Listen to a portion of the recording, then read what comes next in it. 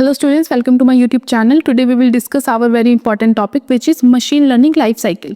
सबसे पहले हम देखेंगे व्हाट इज मशीन लर्निंग। तो मशीन लर्निंग हमारे रियल वर्ल्ड में ऐसा है, मशीन्स होती हैं जो अपने पास्ट एक्सपीरियंस से लर्न करते हैं, उनके अंदर ऐसी कैपेबिलिटीज होती हैं जो वो मशीन्स में लगा के एक ह्यूमंस की तरह एक्ट कर सकती है, उनकी तरह डिसीजन ले सकती है। अब मशीन लर्निंग लाइफ साइकिल क्या होता है? एक ऐसी लाइफ साइकिल होती है, एक साइक्लिक प्रोसेस होता है कि कैसे हम एक इफेक्टिव मशीन लर्निंग प्रोजेक्ट बना सकते हैं ताकि वो एक ऐसे एक स्टेप्स में काम करे ताकि हमें अच्छी मशीन मॉडल मिल सके। फर्स्ट, इसमें 7 मेजर स्टेप्स होते हैं। First, data gathering, data preparation, data wrangling, data को एनालाइज करना, फिर ट्रेन करना, फिर उसको टेस्ट करके डिप्लॉयमेंट करना उसकी। तो इसको हम डिटेल में आगे अभी पढ़ेंगे। तो सबसे पहले लाइफ साइकिल को स्टार्ट करने से पहले हमें ये पता होना चाहिए कि हमारी प्रॉब्लम क्या है। हमें प्रॉब्लम को अच्छे से अंडरस्टैंड करना चाहिए क्योंकि एक गुड रिजल्ट के लिए हमें पता होना चाहिए कि हमारी प्रॉब्लम क्या है। तो सबसे पहले हम डाटा गैदरिंग का प्रोसेस करते हैं। डाटा गैदरिंग क्या होता है? ये सबसे फर्स्ट स्टेप होता है मशीन लर्निंग की लाइफ साइकिल में। इसका गोल क्या होता है? आइडेंटिफाई करना और ऑब्टेन करना सारे डाटा को जो उस प्रॉब्लम को सॉल्व करने के लिए हमें इफेक्टिवली रिजल्ट दे पाएंगे। ये क्या करता है? डिफरेंट रिसोर्सेज, डाटा रिसोर्सेज को आइडेंटिफाई करना और उनसे डाटा को कलेक्ट करना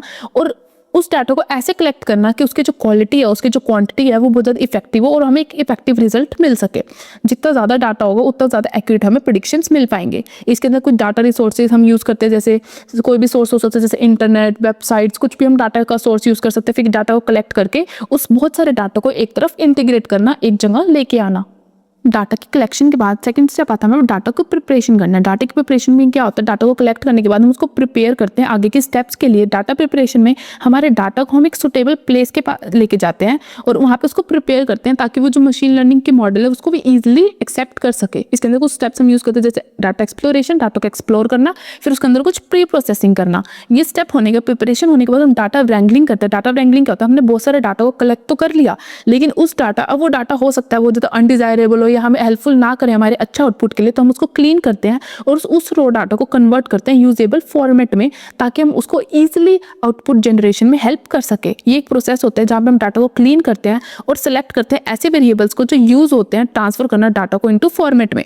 ये रियल वर्ल्ड में यूज़ करते हैं, डाटा को कलेक्ट कर सकते हैं और बट ये बहुत सारी इश्यूज भी अफेक्ट कर सकती है क्योंकि डाटा व्रैंगलिंग क्लीन करती है डाटा को, रो डाटा को। तो उस रो डाटा में हम क्या क्या क्लीन करते हैं, जैसे missing values, data duplication, invalid data या नॉइस जो हमें डाटा यूजफुल नहीं है और वो चीज़ हमने डाटा को कलेक्ट कर लिया तो वो हम यहाँ पे क्लीन कर देते हैं। Now the fourth step is data analysis. Data को क्लीन करने के बाद उसको हम प्रिपेयर करते हैं ताकि वो एनालाइज के स्टेप में जा सके। इसके अंदर हम बहुत सारे एनालिटिकल टेक्निक्स को यूज़ करते हैं, रिव्यू करते हैं रिजल्ट को, डाटा बिल्डिंग मॉडल को बिल्ड करते हैं और उसका एम क्या होता है? हम ऐसा मशीन लर्निंग मॉडल बना सके जो एनालाइज कर सके डाटा को वेरियस टेक्निक्स को यूज़ करके और रिव्यू कर सके हम आउटपुट को। फिर डाटा को एनालाइज करने के बाद हम डाटा को ट्रेन करते हैं। ट्रेनिंग मॉडल में क्या होता है? हम डाटा की परफॉर्मेंस को इम्प्रूव, उस मॉडल की परफॉर्मेंस को इम्प्रूव करने के लिए ताकि हमें अच्छा आउटपुट मिल सके, डाटा को ट्रेन करते हैं, उस मॉडल को ट्रेन करते हैं ताकि हम वो बहुत सारे डाटा वेरियस पैटर्न्स को रिकॉग्नाइज कर सके, रूल्स और फीचर्स को भी अच्छे से अंडरस्टैंड कर सके। डाटा को ट्रेन करने के बाद हम उसको टेस्ट करते हैं। टेस्टिंग से क्या होता है? जो डाटा की चेकिंग होती है ना, मॉडल की एबिलिटी वो और ज़्यादा इंक्रीज हो जाती है और डिटरमाइन कर सकती है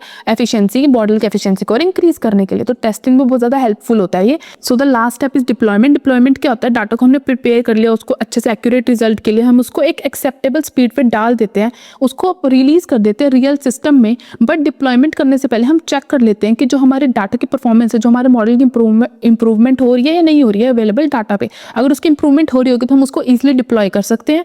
तो ये बहुत ज़्यादा अच्छी इफेक्टिव रिपोर्ट बनाने के लिए भी हेल्पफुल होता है। So this is all about this life cycle process of machine learning. Keep learning. Thank you for watching.